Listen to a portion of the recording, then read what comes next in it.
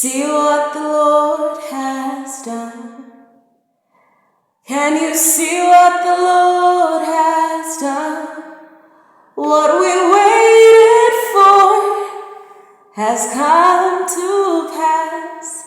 See what the Lord has done. Good morning. I have a word from the Lord. He gave me this word on the Sabbath and kept speaking until yesterday. So I'm passing it on. Hope I'm looking at the right spot of this camera, because today I'm trying something new. Now in 2020, the Holy Spirit spoke to me, and he told me that he never wants to leave me, right? He wants to do life with me. So he wants to do everyday life with me. He doesn't just want me to speak to him on certain occasion. He just wants to live in me as I go through life, every moment of every single day. And I said yes. I mean, what else? What other answer could I have given? It was a big yes, right? And that is the most important, the biggest and most important yes that I ever gave, all right? Now, this new season, the Lord requires more than a yes from you. He is God the Father, and he is holy, right? He requires the sacrifices of my praise continually and consistently. The Holy Spirit comforted me and taught me everything that I now know. And he is now teaching me that there is a certain atmosphere that the presence of the Lord comes down to. An atmosphere that invites the Lord into my home or whatever situation that I'm in. Now, in certain situations, I've seen the Lord, help me through other people. I've seen the Holy Spirit influence other people to do what needed to be done in that moment. And when the Holy Spirit, explained this to me, he spoke about my daughter. My daughter's in a different province. Same country, different province. Now, if my daughter calls me with a problem, let's say she needs money for ABC, right? It's possible for me to call people that I know in that province, or it would be possible if, I knew people in that province, to call and tell them, this is the problem. Please, I'm going to send you this money, or please give my daughter this and then I will reimburse you. But I could remotely influence others through a phone call to do what my daughter needs done, right? So there are instances like that where the Holy Spirit will influence those around you to do what it is that you need done in that moment. Or even someone that is not even around you, the Holy Spirit will influence them, to send you money or do whatever it is that needs to be done. However, there are other situations. For example, I just moved into this new place, all right, and I was feeling a certain presence before I go to sleep. And I was praying, and 2 nights I prayed and it didn't go away. And the Holy Spirit explained to me that some situations require God's presence, or rather God prefers, to come down, right? And that situation requires, or God sees fit, that this one, it will go away when his presence comes, so that feeling, that there was something happening and I could feel it physically and it made my skin crawl, you understand? And that situation needed the presence of God. It needed the Holy God to come down himself. And to have the presence of God, I have to worship. Just like the Holy Spirit made an example with me making a phone call, this time he explained that there are situations where I have to be there for my daughter, right? I choose to be there for my daughter physically. And sometimes I don't even have to do much. Just my presence in that situation makes all the difference, all right? So he made an example once again with my daughter, how in some situations I can't send anyone else there. I have to myself be there physically. Sometimes it's just me showing up to defend her from a bully, or, to address it directly with the teacher or anything like that, right? And sometimes she just finds comfort in my presence. So that is what the Holy Spirit revealed to me about the presence of God, and how when we worship, we invite God's manifest presence into that situation or into our surroundings. So when we keep an atmosphere of worship, of praise and worship to the Lord, and we give those sacrifices of praise and worship, right? I have immediate peace, all right? And God is there where I am. His presence comes down and darkness disappears. So the second night, as I came to sleep around the same time, I felt that feeling, that creepy feeling again. And the Holy Spirit said to worship. And for as long as I was worshiping, that feeling went away. All right? I was a bit sleepy, so I did stop. And I noticed that it kind of tried to creep back up. And then I tried to stay awake again and to worship. Right? So that's what the Holy Spirit has taught me. Moses said to the Lord that unless God's presence goes with them, he will not go. He will not, take the Israelites where God wanted him to take them.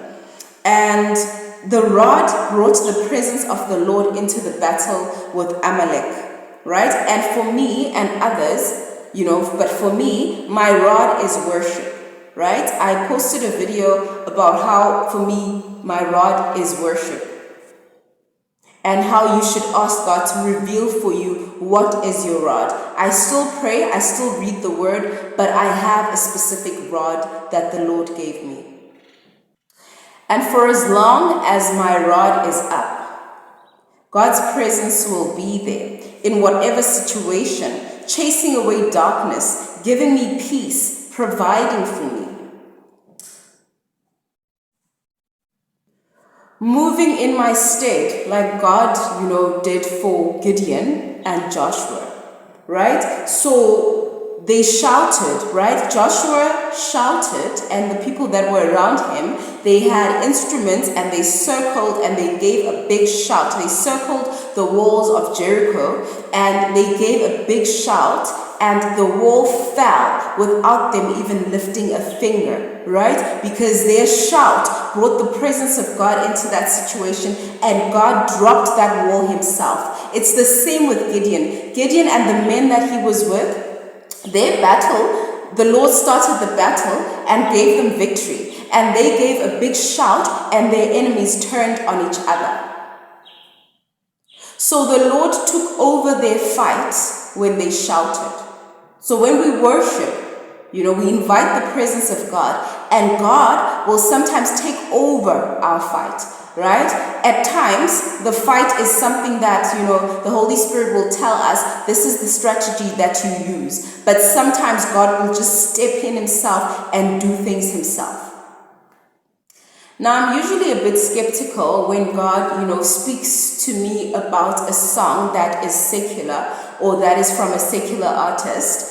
But I heard the words Beautiful by Alicia Keys. Now, I'm not familiar with any song that has beautiful in it or anything like that, but I just heard Beautiful Alicia Keys. And I went online and I searched Beautiful Alicia Keys, and I went to Google and I found the lyrics to that song.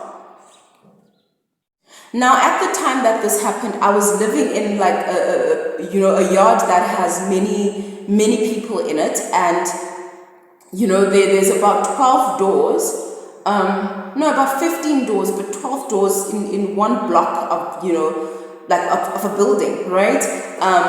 And at some point there was a meeting, and I wasn't invited to the meeting. They had a meeting with the landlord. My light was on, so I don't know why they didn't invite me. And they complained that, when I sing, it disturbs them. Some of them, they're coming back from work or whatever. But I also noticed that anytime I would worship, they would put on their speakers and start playing loud music as well. So, but some of them did work nights. And during the day, they said some of the times, or when I was worshiping, they would be wanting or trying to sleep. And after that, I knew that it was time for me to leave, because anything that seeks to restrict my worship is bad for me, right? And that song by Alicia Keys, it talks about, you can go look it up, it talks about basically wanting to having to express themselves. It's about expression, okay? I didn't really listen to it well, but I just read the lyrics because, as I said, when it comes to secular music, I sometimes wonder, like, is God really using this song? And I will do better. I mean, I hope to grow past that, and I'm sure God will do something. But yes, and David didn't start worshiping when he was anointed king. He worshipped when he was shepherding when he was shepherding sheep. So right where you are is when you worship. You don't worship because God has kept his promise and has put you in the place where he said he would put you. While David was, shepherding the sheep, his father's sheep, he was worshiping already, right? And he had a personal relationship with the Lord. And part of the fuel or fire for that relationship that pleased both he and the Lord was worship.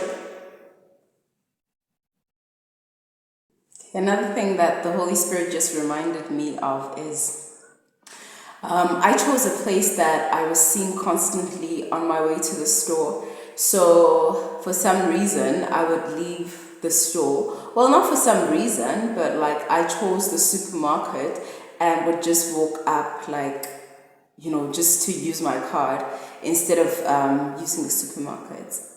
Now that I think back, I'm like, okay, maybe you just needed a walk. But anyway, so I would go up, like this hill, and I live in a very rocky place. But down there isn't rocky. Up here is rocky. So I would go up and down on the same road, and I would see this cute little, flat. And I inquired one day, and it turned out that, I can have it.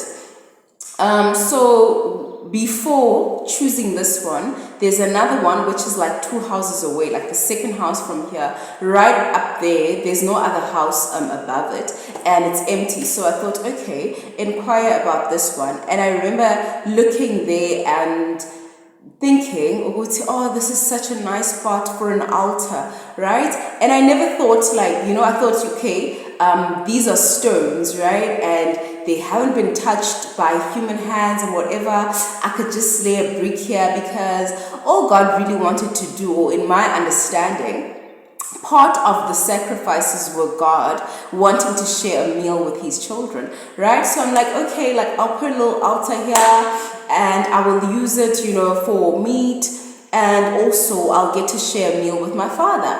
And I thought, well, we don't need to sacrifice anymore because Jesus paid it all, right?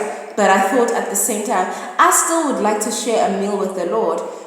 And I didn't really think about it, especially after I moved here. And here there is a little area to braai, so I don't need to build anything, but it's made of cement.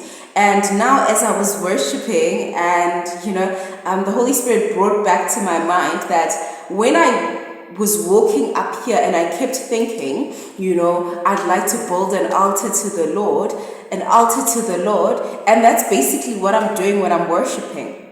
You understand? It's an altar of worship, basically, and the sacrifice is my worship.